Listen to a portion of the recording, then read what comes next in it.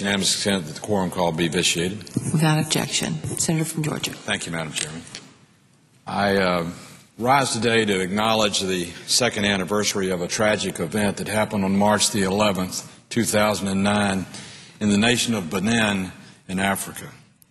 On that tragic day, a young lady by the name of Kate Puzey was tragically murdered in her sleep in her house at night. Kate Puzey was a volunteer from Georgia for the Peace Corps, who went to Benin with all the dreams and hopes and aspirations of the program that John Kennedy created over a half a century ago.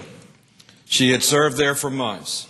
She was teaching young African children, she was sharing wisdom, she was sharing knowledge, and she was sharing for her love of mankind, and she was representing the United States in the way that the Peace Corps intended it.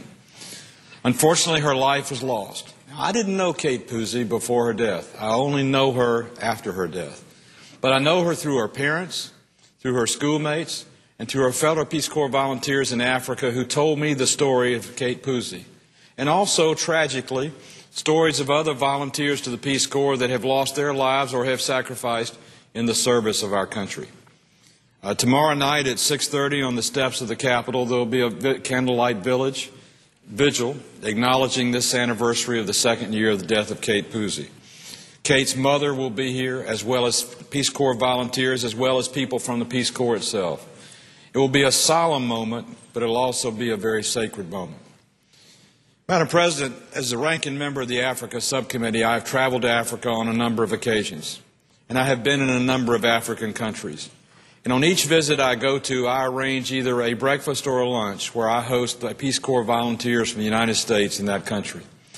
Without exception, and in every case, these are the finest of Americans. You know, a lot of people don't understand the Peace Corps as much as they should. A lot of people think it's a lot of young, idealistic kids, and we do have a lot of young kids that volunteer their time and go. About just 2 years ago when I was in Tanzania, I found a couple, 73 and 72 years old, who in their retirement decided they wanted to give back and help their country and serve their mankind. And they volunteered to go to Tanzania and build a library where there wasn't even a library, a book, or a school. And they did it.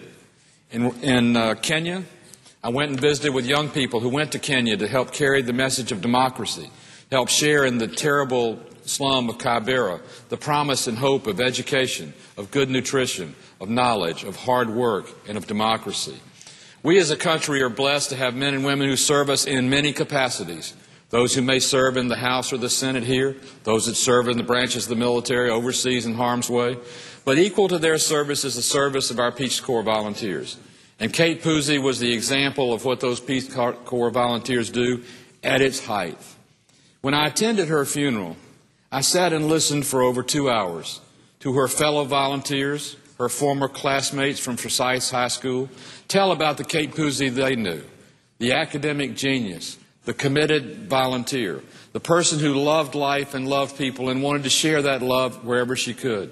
The volunteers in Benin told of her countless sacrifices to help young people and children in that troubled land and that difficult country understand better their life's future and not look to poverty as a lifetime of shackles, but look to opportunity as a lifetime of hope. So tomorrow night when the vigil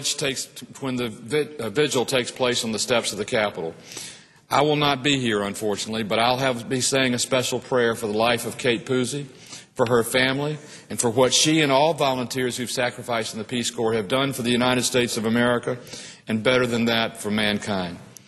Madam President, we have many great people to be thankful for in this world, but tomorrow at 6:30 p.m. on the steps of the Capitol, there will be a pause to recognize the life, the legacy, and the sacrifice of Kate Puzey. And I will be there in spirit, and I'll be with her in prayer. Madam President, I yield back and suggest the absence of a quorum.